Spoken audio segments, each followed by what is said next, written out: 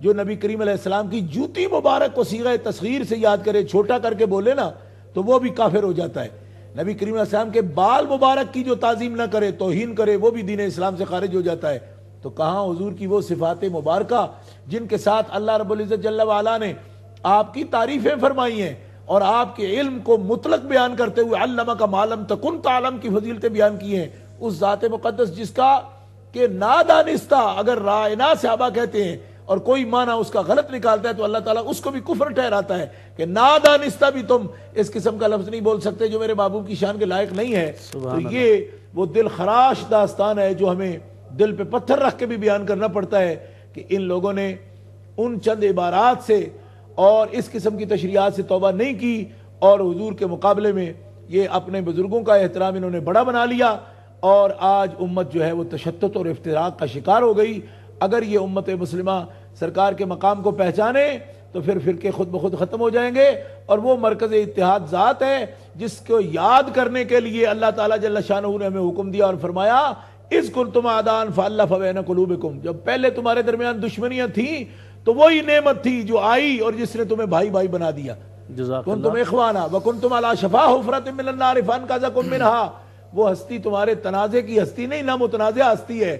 وہ تو تم جہنم کے کنارے کھڑے ہو گئے تھے اور تمہیں اٹھا کر اس نے جنت کے دروازے تک پہنچا دیا۔ تو آج بھی وذکروا نعمت اللہ علیکم، اسی نعمت کو یاد کرو گے تو تمہاری فرقے بندیاں ختم ہوں گی، اور مرکز اتحاد تمہارے لیے جناب محمد رسول اللہ کی ذات ہے۔ اس ذات کے سامنے سر تسلیم خم کرو گے تو سارا فرقہ بندی ختم ہو جائے گی، پھر وحدت تمہارے اندر پیدا ہو سکتی ہے۔ سبحان اللہ، جزاک اللہ۔ اکبر علی صاحب لندن سے، السلام علیکم۔ السلام مولانا صاحب، کیسے ہیں آپ؟ جی الحمدللہ۔ اچھا، میرے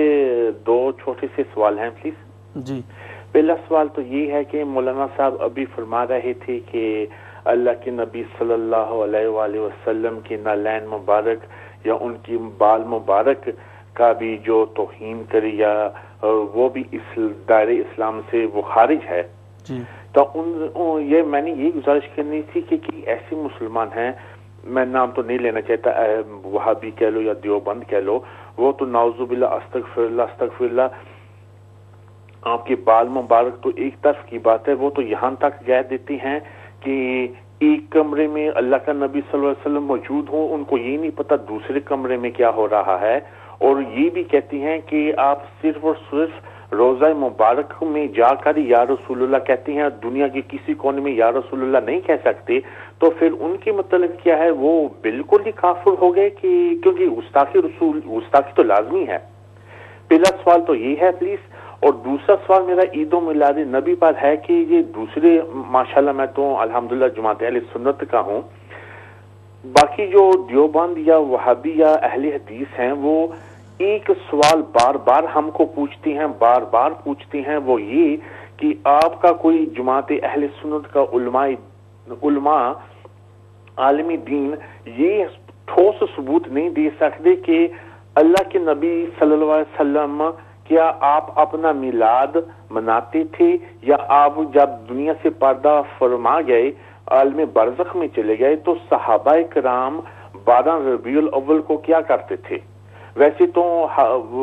یہ ٹھوس سواب، کئی علماء کہہ دیتی ہیں کہ اللہ کا نبی صلی اللہ علیہ وسلم پیر کے دن روزہ رکھتے تھے، کوئی کچھ کہہ دیتی ہیں، لیکن یہ جو اصل جو سوال ہے نا وہ یہ ہے کہ اللہ کے نبی صلی اللہ علیہ وسلم 12 ربیع الاول کو خاص طور پر آپ کا کیا کردار تھا، آپ کیا کرتے تھے، اور آپ کے پردہ فرمانے کے بعد صحابہ کرام 12 ربیع الاول کو خاص طور پر جیسے پاکستان میں انگلینڈ میں جلوس وغیرہ میلادیں کی محفلیں ہوتی ہیں، ایسی محفلیں ہوتی تھیں کہ نہیں؟ ان کا پلیز جواب دے دیں، جزاک اللہ۔ جی جزاکم اللہ۔ اکبر علی صاحب، آپ نے لندن سے ہمیں جوائن کیا، اللہ پاک آپ کو بھی عید میلاد النبی کی خوشیاں مبارک فرمائے۔ محترم ناظرین، آپ جانتے ہیں ہمارا پروگرام تسلسل میں ہے اور یہاں پہ ہم ایک وقفہ لینا چاہ رہے ہیں، اس امید کے ساتھ کہ آپ ہمارے ساتھ تشریف فرما رہیں گے۔ وقفہ کے بعد دوبارہ آپ کی خدمت میں حاضر ہوتے ہیں۔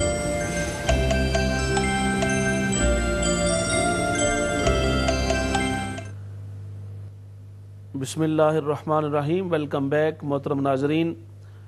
پروگرام بہار شریعت میں وقفہ کے بعد دوبارہ آپ کی خدمت میں حاضر ہیں۔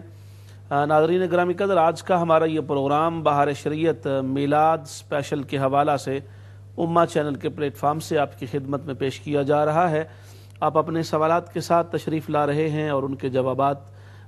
پیش کرنے کے لیے ہمارے پاس حسب معمول عالم اسلام کی نامور مقتدر شخصیت محترم المقام سید محمد عرفان مشہدی دامت برکاتہم القدسیہ تشریف فرما ہے۔ تو ہم اپنے پروگرام کو آگے بڑھاتے ہوئے شاہ صاحب میں آپ کی خدمت میں اگلا سوال پیش کرنا چاہوں گا جو شاہد مجید فاروقی صاحب نے پیٹر برا سے کیا۔ وہ یہ فرما رہے تھے کہ میلاد شریف کے حوالہ سے ان لوگوں کے اکابرین اور ان مکاتب فکر کے اکابرین کی بھی بہت ساری تصریحات موجود ہیں جواز پر،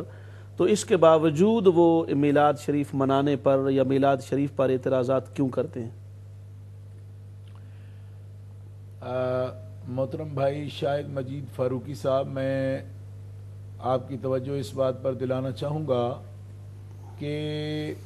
آپ نے جو ان کے اکابر گنوائے ہیں ان میں اصل میں فرق ہے۔ جیسے حاجی امداد اللہ صاحب مہاجر مکی رحمۃ اللہ تعالی علیہ، تو وہ صرف ان کا نام بطور اکابر یا اپنے شیخ کے استعمال کرتے ہیں، ورنہ حاجی امداد اللہ صاحب مہاجر مکی جن کے یہ مرید تھے رشید احمد گنگوئی اور اشرف علی تھانوی، یہ لوگ ان کا ارادت مند ہونا بیان کرتے ہیں۔ اور اس حوالے سے بات بڑی اہم ہے، اگر ہم ایک کال لے لیں تو پھر اس کی طرف آتے ہیں۔ جی السلام علیکم، محمد فیصل صاحب ہیکمن وائٹ سے۔ جی محمد فیصل صاحب۔ جی السلام علیکم۔ وعلیکم السلام ورحمۃ اللہ۔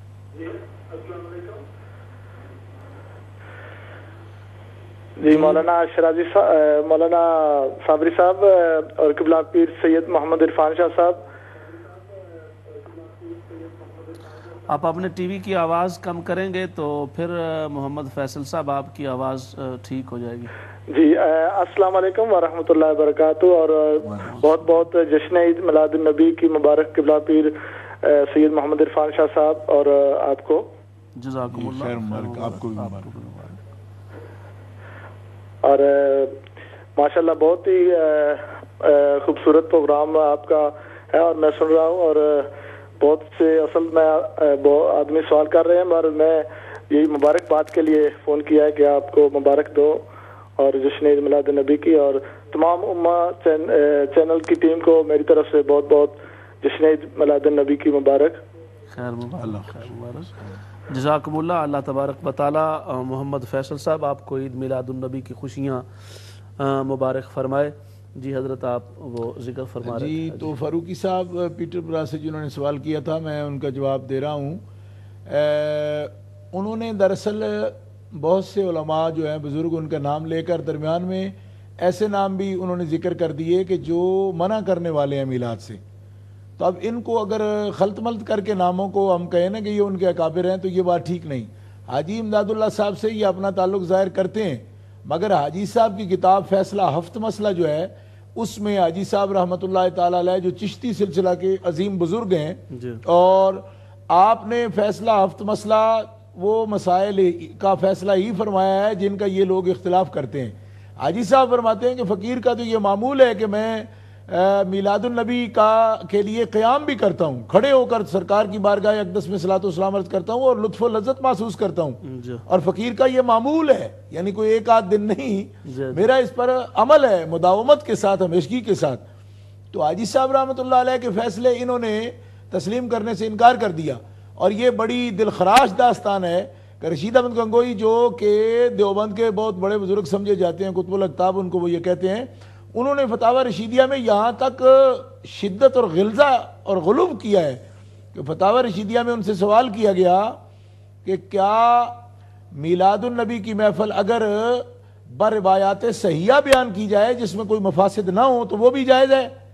یعنی کہ بعض لوگ تو یہ اعتراض کرتے ہیں کہ میلاد شریف میں چونکہ ایسی بدعات ہوتی ہیں یا غیر صحیح روایات بیان کی جاتی ہیں اس لیے ہم کہتے ہیں کہ منع ہے۔ سوال ان کے پاس فتاوی رشیدیہ میں یہ کیا گیا کہ بروایات صحیحہ احادیث مبارکہ کی روشنی میں اگر میلاد شریف منعقد کی جائے اور اس میں احادیث صحیحہ بیان کی جائیں تو کیا میلاد جائز ہے؟ اس کا جواب وہ یہ دیتے ہیں کہ اگرچہ بروایات صحیحہ ہی میلاد منعقد کی جائے جائز نہیں ہے۔ محفل میلاد بروایات صحیحہ منعقد کی جائے پھر بھی جائز نہیں ہے، جبکہ اسی فتاوی رشیدیہ میں انہوں نے غلو کی انتہا کر دی کہ نبی کریم علیہ الصلوۃ والسلام کا میلاد مبارک منعقد کرنا اور محفل میلاد منعقد کرنا اور خوشی کا اظہار کرنا یہ تو اسی طرح ہے جیسے ہندو جنم کنہیا کا دن مناتے ہیں۔ تو میں پوچھنا چاہتا ہوں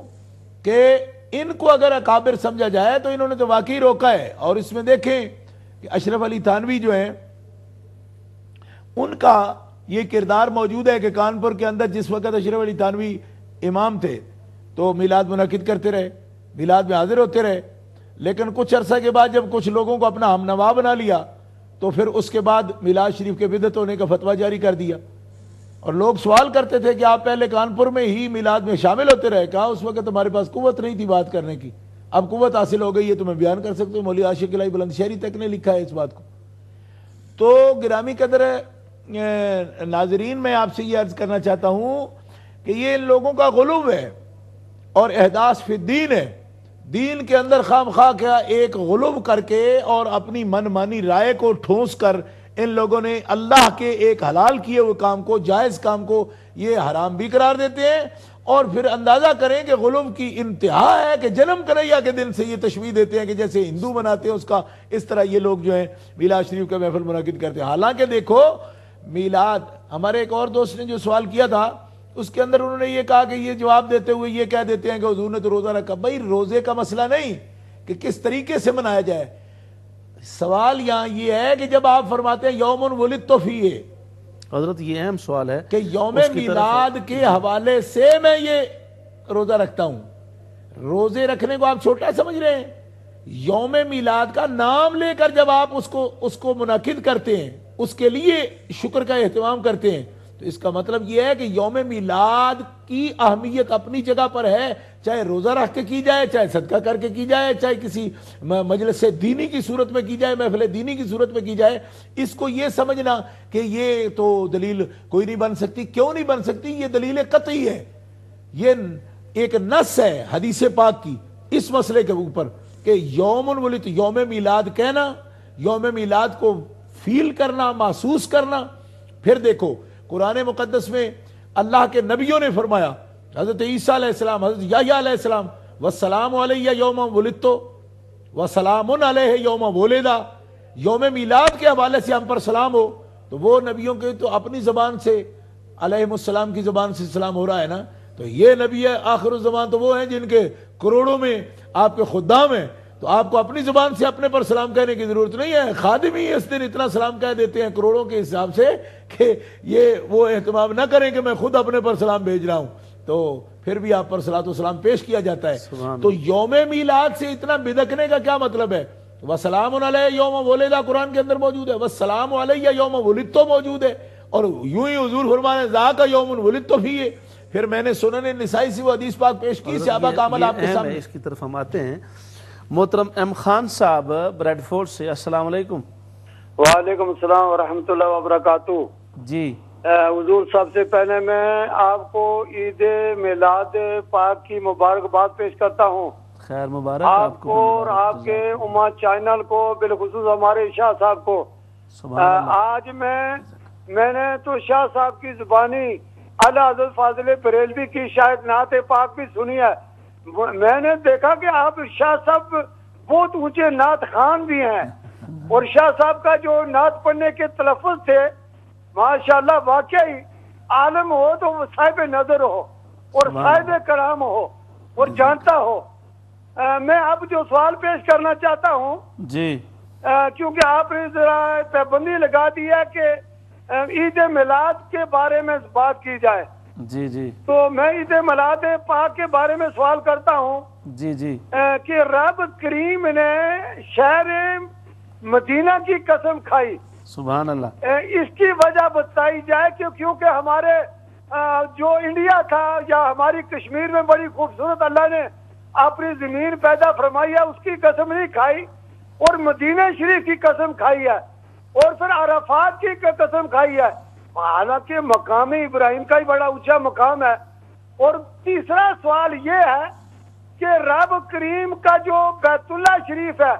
اس پر جو گلاب چڑھا جاتا ہے اتنا پیسہ ضائع ہوتا ہے اور سونے کی تاریں لگائی جاتی ہیں